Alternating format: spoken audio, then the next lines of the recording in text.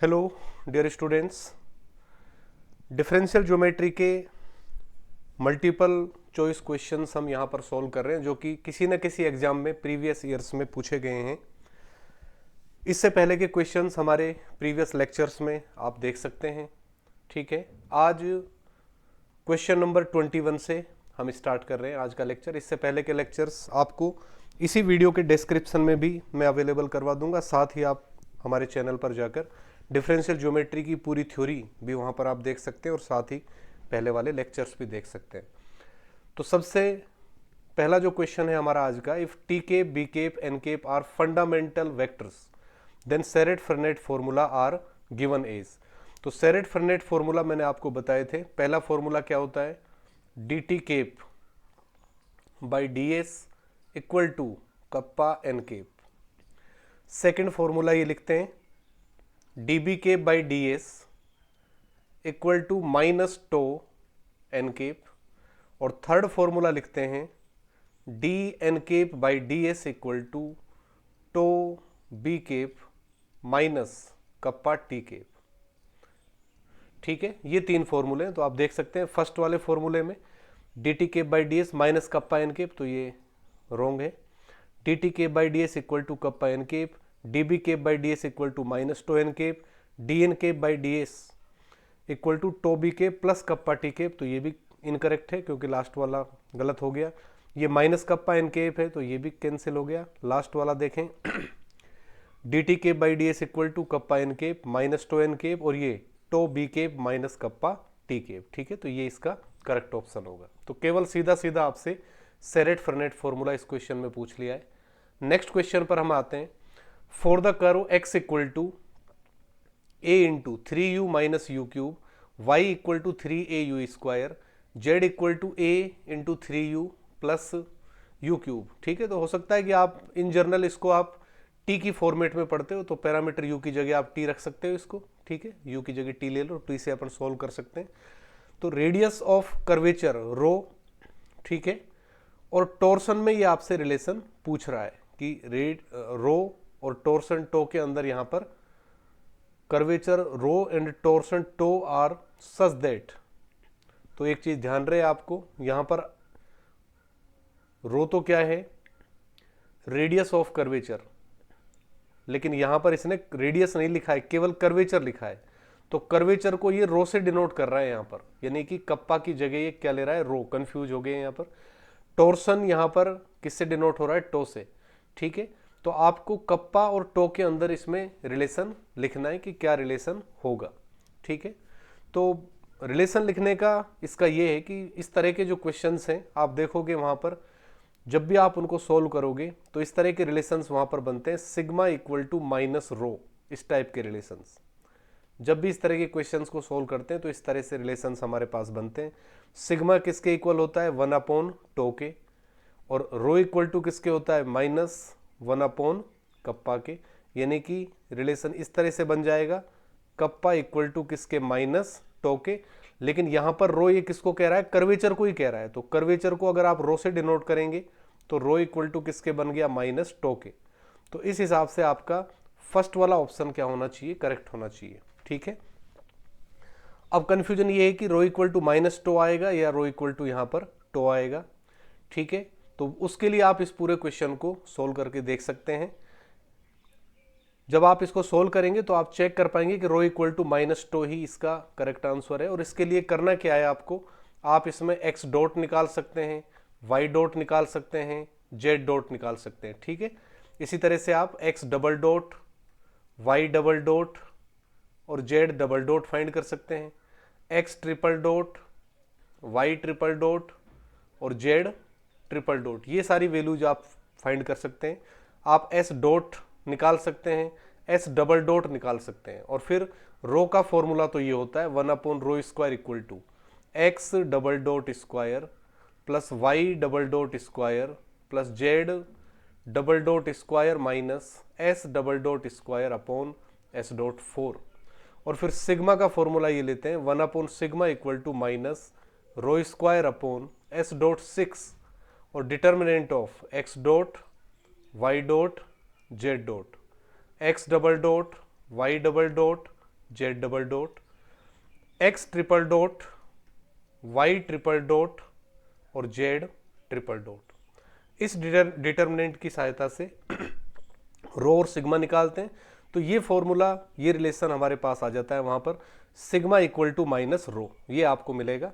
और वहां से फिर आपको kappa equal to minus tau के लिख सकते हो, लेकिन यहां पर कर्वेचर को ये रो कह रहा है, यानी कि कप्पा की जगह आपको रो रखना है, तो उससे आपका ये ऑप्शन करेक्ट होगा। ठीक है, नेक्स्ट क्वेश्चन पर हम आते हैं। Next question, which one of the following is not Serret Frenet formula, इसमें से सेरेट फर्नेट फॉर्मूला कौन सा नहीं है?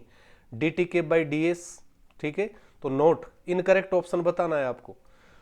तो यहां पर ये तो क्या है, डी टी के by D S equal to kappa N cap, ये तो सेरेट फर्नेट फॉर्मूला हो गया।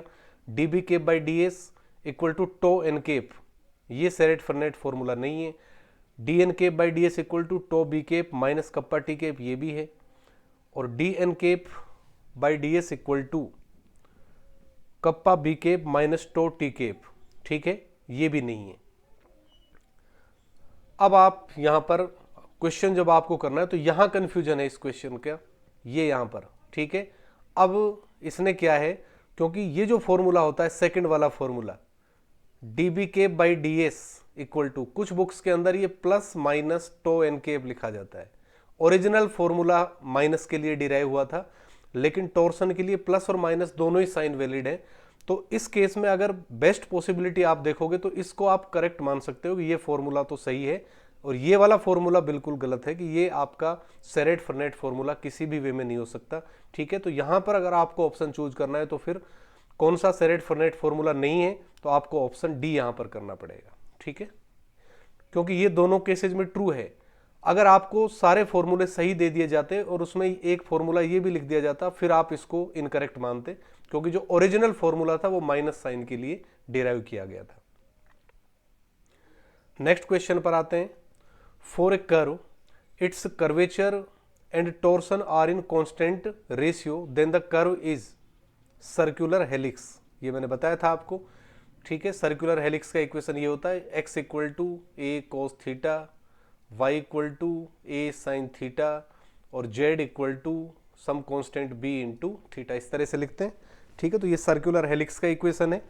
और किसी भी कर्व के सर्कुलर हेलिक्स होने की कंडीशन क्या है कि उसके लिए कर्वेचर और टॉर्सन क्या होने चाहिए, कांस्टेंट रेशियो में होने चाहिए।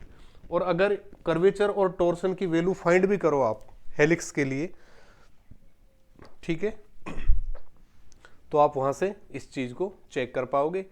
तो ऑप्शन सी इज करेक्ट। ये सारी चीजें अपन अपने लेक्चर्स में डिस्कस कर चुके हैं, जो प्रीवियस लेक्चर्स हुए हैं। For a curve, its curvature and torsion are in constant ratio, then the curve is. ठीक है, तो ये अलग अलग एग्जाम्स में पूछा गया है, फिर से रिपीट हो गया है क्वेश्चन। ये क्वेश्चन स्कूल एजुकेशन में पूछा गया था 2013 में, और फिर सेम क्वेश्चन रिपीट हो गया है 2016 असिस्टेंट प्रोफेसर के एग्जाम में पूछा गया है। For a curve, its curvature and torsion are in constant ratio, then the curve is, तो अगेन ऑप्शन सी करेक्ट है, सर्कुलर हेलिक्स। नेक्स्ट क्वेश्चन,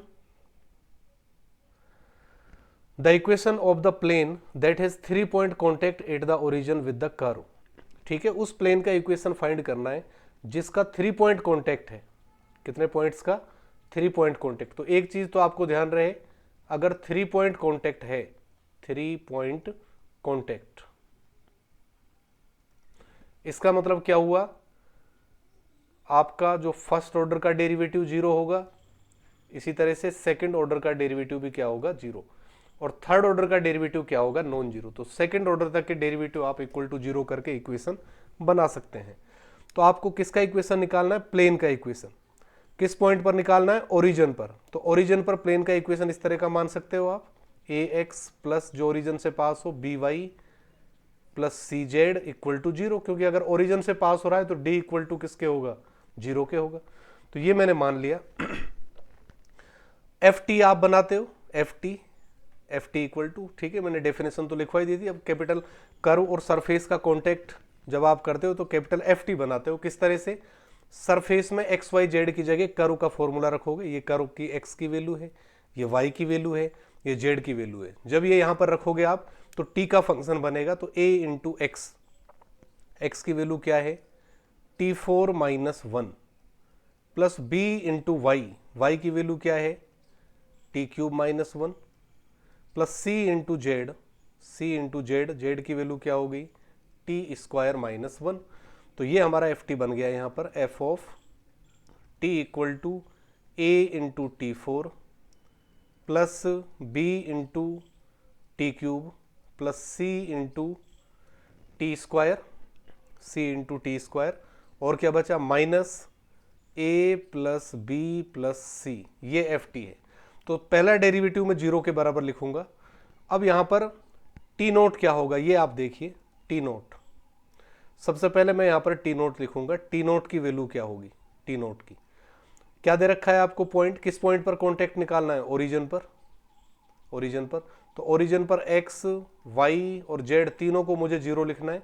तो यहां से देखो आप एक्स को अगर मैं जीरो लिखूंगा तो टी की वैल्यू क्या मिलेगी मुझे 1। इसमें वाई को जब मैं जीरो लिखूंगा तो टी की वैल्यू क्या मिलेगी मुझे 1। इसमें जेड को जब मैं जीरो लिखूंगा तो टी की वैल्यू क्या मिल रही है 1। तो तीनों को जो सेटिस्फाई कर रही है वैल्यू उसी को हम क्या लेते हैं टी नोट। तो टी नोट इक्वल टू किसके लेंगे 1 के।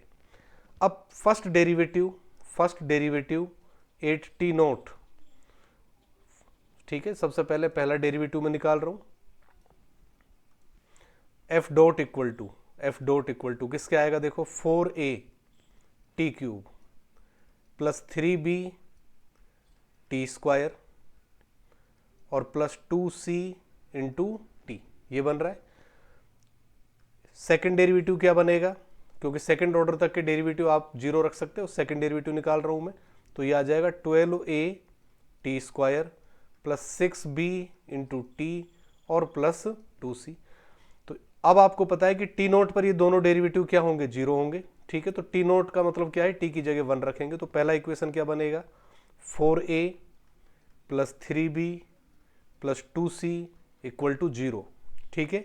दूसरा equation 12a plus 6b plus 2c equal to 0। तो 2 तो कॉमन आ रहा है यहां से, इसको मैं ये लिख सकता हूं 6a और प्लस 3b और plus c equal to 0। 2 common आ गया। इससे मैं ए बी सी की वैल्यू फाइंड कर सकता हूं यहां से।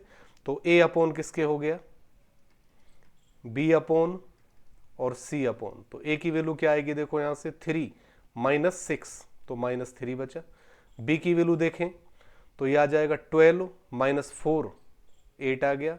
c की वैल्यू देखें 12 माइनस 18 तो माइनस 6। तो ये बन गया ए बी सी की वैल्यू रखेंगे तो minus 3x plus 8y minus 6z equal to 0, ठीक है। माइनस से मल्टीप्लाई कर लो तो 3x minus 8y plus 6z equal to 0। तो देख सकते हैं आप 3x minus 8y plus 6z equal to 0। Option B is correct. Question number 27, the arc rate of rotation of the binormal at a point P is called, ठीक है। Point P पर जो arc rate होगा किसका बाइनॉर्मल का, यानी क्या पूछ रहा है आपसे ये dB के बाई ds। इसकी सहायता से क्या निकालते हो आप टॉर्सन, यानी क्या निकलता है इसकी सहायता से टॉर्सन। कल मैंने बताया था टी केप अगर यहां पर लिखते हैं तब तो कर्वेचर आता है, एन केप आता है तो स्क्यू कर्वेचर, बी केप आ गया तो टॉर्सन। तो ये आ जाएगा torsion 8p। Option B is correct. Next question, which is not known as Serret Frenet formula. इनमें से कौन सा सेरेट फर्नेट फॉर्मूला नहीं है। तो D B cap by D S equal to minus tau N cap, ये तो होता है। D T cap by D S equal to kappa N cap, ये भी ट्रू है। D N cap by D S equal to tau B cap minus kappa T cap, ये भी true है। B cap into D tau by D S, तो ये आपका ये सेरेट फर्नेट फॉर्मूला नहीं है, ठीक है। तो ये रॉन्ग है। तो आपको कौन सा पूछना है, जो नहीं है वही है करेक्ट। तो डी ऑप्शन यहां पर क्या है आपका correct option. A curve will be helix if only curvature is constant, only torsion is constant, both curvature and torsion are constant, ठीक है। तो ऑप्शन सी इसका क्या होगा करेक्ट ऑप्शन। हेलिक्स की कुछ प्रॉपर्टीज है जो हमने जो प्रीवियस क्लासेज है उसमें डिस्कस की थी, ठीक है। तो बोथ आर कांस्टेंट।